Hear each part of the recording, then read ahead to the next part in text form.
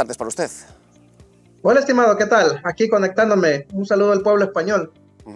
Bueno, no sé si a ustedes les está sorprendiendo todos los titulares que están leyendo a lo largo de no solamente España, también Estados Unidos, en los que se califica como un país sin democracia, un país sin justicia, un país que no invierte en educación, como se estaba hablando ahora, en lugar de un país que está intentando luchar por evitar un estado de excepcionalidad con las delincuencias de las bandas. Bueno, con el tema de la democracia te cuento que el otro año, en febrero de 2024, vamos a tener las 4 elecciones que hay en El Salvador, presidenciales, las de diputados, que es el Congreso, las de municipios y las de diputados del Parlamento Centroamericano. Y no se ha cambiado absolutamente ni una coma de ninguna ley. Vamos a participar bajo las condiciones de juego que ya están y nosotros esperamos ganar ampliamente las elecciones sin coartar a nadie, sin presionar a nadie, con el voto libre de los salvadoreños. Más, te cuento, yo soy presidente de la Comisión de Hacienda y justo vamos saliendo de la comisión en la que hemos dictaminado que se den 60 millones de dólares para que se garantice el voto de los salvadoreños exterior. Los salvadoreños que me están oyendo, que viven en Madrid, que viven en Valencia, que viven en el País Vasco, van a poder votar por primera vez en la historia. Yo no entiendo cuando te dicen que no hay democracia y vamos a permitir que 1 millón de salvadoreños voten por primera vez, porque la gente que salió desde los años 80 no podía votar. Tal vez la gente de España no nos conoce del todo bien, pero nosotros somos 9 millones de salvadoreños, somos 6 millones que vivimos dentro del país y 3 millones que salieron desde 1980. ¿Cuántos españoles son ustedes?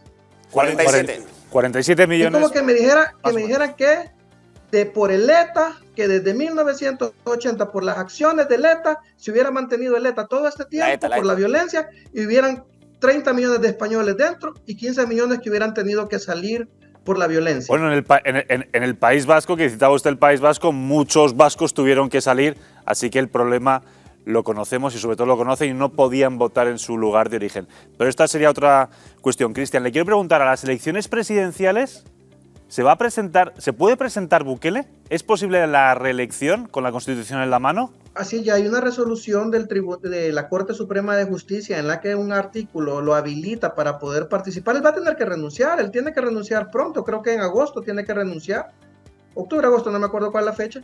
Él tiene que renunciar para poder participar, entonces vamos a cumplir, como te digo, nosotros no hemos cambiado la Constitución, nosotros no hemos cambiado ninguna ley, vamos a participar bajo las reglas de juego que hay, que nunca nadie había intentado reelegirse, es otro tema, pero aquí se puede hacer.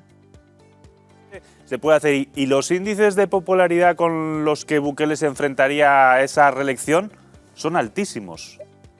Bueno, ya él está a punto, en junio cumple 4 años al frente del gobierno y él va ahorita con un 92% de aprobación. 92% de aprobación. ¿Cree que ya creo que cualquier político en Europa los quisiera, ¿eh?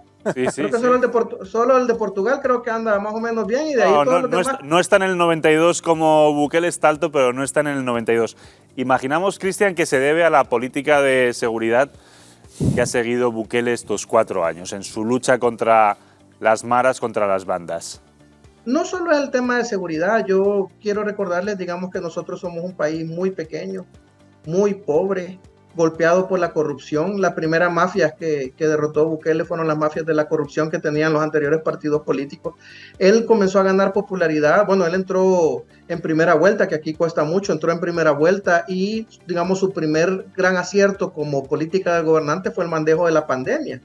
Entonces, eso hizo él que se lo catapultara, que subiera en la aprobación. Bueno, yo oía que decía que no hemos invertido en educación y que, bueno, la ejecución del presupuesto, les recuerdo, soy presidente de la Comisión de Hacienda, nosotros hemos pasado de 2.9 del PIB en educación a 5.1.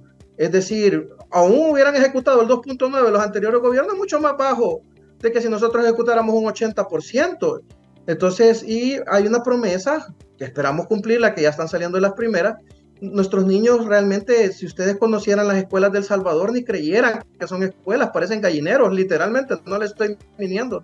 Son de lámina, con malla, sin agua potable, sin baños, y las escuelas que tienen infraestructuras, pero es que yo no me imagino a mi hijo estudiando ahí, la verdad. O sea, no me imagino un niño yendo a estudiar en esas condiciones. Es más, las aulas de las escuelas salvadoreñas que están en buen estado son muy parecidas a una cárcel. porque los ladrones antes se metían a robar todo el material educativo, entonces se reforzaron por barrotes por todos lados y los niños reciben clases en la misma infraestructura en la que un reo paga la condena. Nosotros nos hemos comprometido a reconstruir, remodelar o hacer de cero las 5.200 escuelas que tiene el sistema educativo salvadoreño, que por cierto, haciendo un censo estamos, porque ni siquiera sabemos cuántas escuelas hay. Los gobiernos anteriores no nos dieron ni siquiera un catastro de escuelas. Cristian, es usted responsable de Hacienda, no de turismo, pero ¿recomendaría su país a los turistas españoles? ¿El Salvador es un país al que se puede visitar? Claro que se vengan, total seguridad para ellos,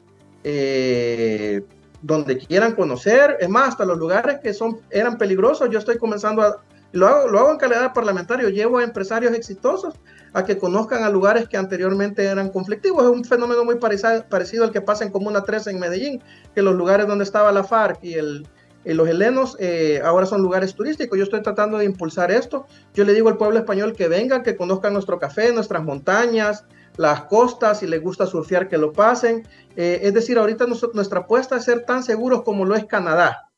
Así que si ustedes pueden visitar Canadá y no sienten miedo, pueden venir a El Salvador exactamente igual.